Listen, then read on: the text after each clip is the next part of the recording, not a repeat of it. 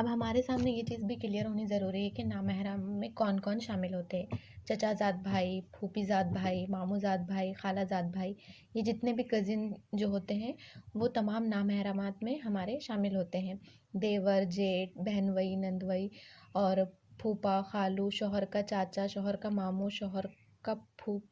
چاچا ماموں اور شوہر کا پھوپھا اور خالو، شوہر کا بھتیجا بھانجا، یہ سب ہمارے لیے نامحرم کی لسٹ میں شامل ہوتے ہیں۔ اور وہ تمام لوگ جو محرمات میں شامل نہیں ہوتے، جو اننون اجنبی لوگ ہیں، مرد ہے، تو وہ تمام نامحرمات میں آ جائیں گے۔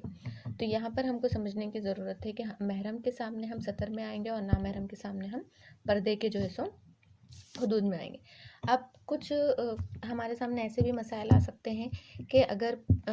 فیملی ایسی ہے کہ کمبائنڈ فیملی ہے اور معاشی حالت ایسی نہیں ہے کہ ہم الگ رہ سکتے، تو اس میں اگر کزن کا معاملہ آتا ہے یا جیٹ یا دیور کا معاملہ آتا ہے کہ وہ ایک ہی گھر میں رہتے ہیں ہم، اور بار بار سابقہ آتا ہے اور ہمارے لیے پردہ کرنا مطلب مشکل ہوتا ہے کہ ہم پورا تو ہم ایسا کریں کہ سطر کو اپنے اتنا مؤثر کر لیں کہ وہ پردے سے کچھ نہ کچھ مشابہت رکھتا ہو، اور اس ٹائم پہ ہم زیادہ سے زیادہ احتیاط یہ کریں کہ جب وہ لوگ موجود ہوں تو ہم اس جگہ اور اس پلیس پر زیادہ نہ جائیں، اور بات کرنے کے معاملات میں بھی ہماری آواز کا جو ہونا چاہیے، جو حکم اللہ تعالیٰ دیے اس طریقے سے ہم نے بات کرنی چاہیے۔ تو یہ کچھ احتیاطی تدابیر ہم اس معاملے میں اپنا سکتے ہیں۔ اب اس کے بعد ہم دیکھیں گے کہ قرآن میں سورہ اسراء میں اللہ تعالیٰ نے آیت نمبر 17 میں فرمایا کہ زنا اور بدکاری کے قریب بھی نہ پھٹکو۔ تو سب سے پہلے اس میں یہ چیز سمجھنے کی ضرورت ہے کہ زنا اور بدکاری کے قریب بھی نہیں جانے کا اللہ تعالیٰ نے حکم دیے۔ زنا ایک گناہ کبیرہ ہے، اس کی جڑ کاٹنے کے لیے پردے کا حکم اللہ تعالیٰ نے دیا ہے۔ محرم اور نامحرم کی تمیز سکھائی ہے، نگاہوں کے حدود ہم کو سمجھائے گئے ہیں، زینت کے ظاہر کرنے کے طریقے اور سلیقے اللہ تعالیٰ نے ہم کو سمجھائے ہیں، فحش کاموں کو روکنے کا حکم دیا ہے، اور شراب حرام کر دی گئی ہے، موسیقی، ناچنے گانے، سیریل، فلمز اور ایسی بیہودہ ویب سیریز جو آج کل چل رہی ہے، اس پر اللہ تعالیٰ نے سرے سے روک لگانے کی جو ہے سو اس پر ہم کو حکم دیا ہے۔ رقص ہے، فحش تصاویر ہے، ڈانس ہے، یہ تمام گناہ کے قریبی ترین رشتہ داروں میں سے ہے۔ تو اللہ تعالیٰ نے یہ حکم دے دیا ہے کہ یہ جو گناہ ہے یہ زنا کی طرف جو ہے سو انسان کو ڈھکلتے ہیں، تو ان گناہوں پر ضرب لگا دی گئی ہے۔ مکس سوسائٹی کے کلچر سے بھی اسلام روکتا ہے۔ پھر اسلام میں مردوں کے لباس اور عورتوں کے لباس میں فرق بتایا گیا ہے، عورتوں کی ذمہ داریاں مردوں کی ذمہ داریوں سے الگ بتائی گئی ہے۔ تو یہ ساری چیزیں جو بتائی گئی ہے یہ خوبصورتی ہے اسلام کی۔ تو اس میں بتایا گیا ہے کہ زنا کے قریب بھی نہیں جانا ہے۔ تو یہ ساری چیزیں جو ہے گناہ ہے۔ تو عموماً ہم میں سے ایسا ہوتا ہے کہ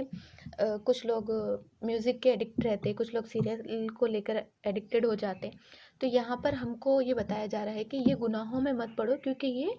گناہ جو ہے سو بدکاری کے قریب لے جاتے ہیں، زنا کے قریب لے جاتے ہیں۔ تو یہاں پر ہم کو ارادہ بھی کرنا ہے، عزم بھی کرنا ہے کہ اگر ہم سے ان معاملات میں جو ہے سو کوتاہی ہو جا رہی اور ہم اس چیز سے نکل نہیں پا رہے، تو سب سے پہلے عزم کرنا ہے، توبہ کرنا ہے، نماز کے ذریعے استقامت حاصل کرنی ہے اور ان چیزوں سے رکنا ہے۔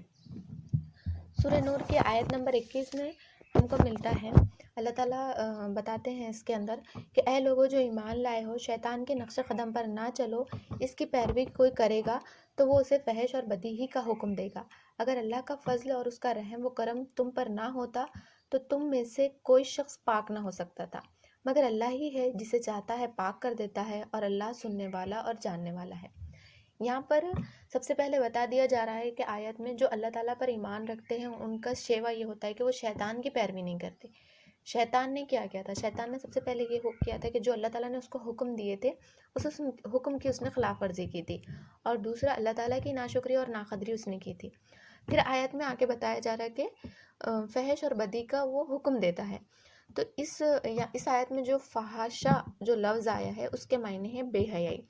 یعنی کہ بے حیائی کن کن چیزوں سے ہو سکتی ہے؟ تو کپڑوں کے ذریعے بے حیائی ہو سکتی ہے، باتوں کے ذریعے بے حیائی ہو سکتی ہے۔ اگر ہم سورہ نور کا پوری طریقے سے مطالعہ کریں تو 10 سے 15 آیتیں ہم کو اس طریقے سے ملتی ہے جس میں زنا کے متعلق صرف جنہوں نے رضامندی کر کے زنا کر لیا اس پر اگر جو باتیں ہو رہی ہے تو ان باتوں پر اللہ تعالیٰ نے کس طریقے سے ضرب لگائی ہے، ان باتوں کے کرنے والوں پر اللہ تعالیٰ نے جو ہے سو پکڑ بتائی ہے، کہ اشارہ کرنا اور باتیں کرنا اس پہ بھی اللہ تعالیٰ کی پکڑ ہے۔ پھر اعمال، حرکتوں سے بے حیائی ظاہر ہوتی ہے، تعلقات کے ذریعے بے حیائی ظاہر ہوتی ہے، جو چیزوں کے بارے میں زیادہ باتیں ہوتی ہیں وہ چیزیں نارمل ہو جاتی ہیں۔ یعنی کہ سورہ نور میں اللہ تعالیٰ نے بے حیائی کی باتوں پر بات کرنے سے کیوں روک دیا ہے؟ اس لیے کہ جب کسی ماحول میں، جیسا اگزامپل کے طور پہ، اگر ایک محلے کا یا ایک سوسائٹی کا کلچر یہ ہے کہ وہاں پہ گالیاں عام ہیں، لوگ کامن اپنی باتوں میں گالیاں دیتے ہیں اور جملے ایسے ہوتے ہیں جو طنزیہ ہوتے ہیں، تو وہاں کے لوگوں کے لیے لینگویج سننا اور بولنا ایک دم نارمل ہو جاتا ہے، ان کے لیے یہ کچھ چیز غلط نہیں ہوتی ہے۔ اسی طریقے سے کچھ سوسائٹی میں لوگ سیریلز، فلم اور دیگر چیزوں، سانگ وغیرہ کے ایڈکٹیڈ ہوتے ہیں، تو وہاں پر ان کے لیے یہ چیزیں پہ بات کرنا، یہ چیزیں سننا ایک دم نارمل ہو جاتا ہے۔ تو جب گناہ پر زیادہ